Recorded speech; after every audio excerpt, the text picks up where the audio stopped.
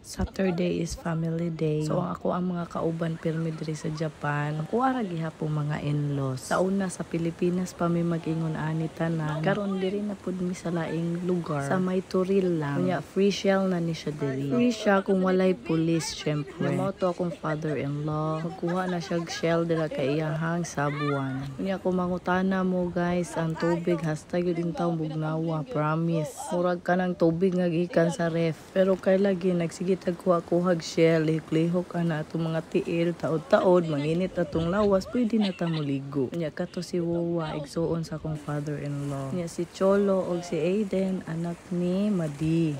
Unya ang nagpapatibok ng puso ni father-in-law.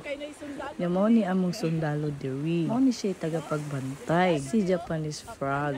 Ug syempre iyang darling nga si Madi. Giambakan niya ang balod kay nabasa na daw iyang pipi. Mao na bilang. Nya mao ni ako ang mga iso, si Kuya Axel og si Kuya Yeng.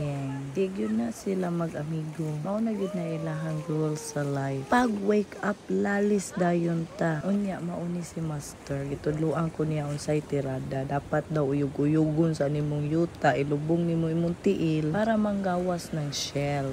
Kuhaon dayon na nimong shell kay musok-sok mo pud dayon na siya sa balas. Kani siya bawal gyud ni siya ha. Ug naay pulis. Dako kaayo ka og penalty kung madakpan ka nga nagapanguha ka og mga shells o crabs. Tuara ako ang mga sakop in town.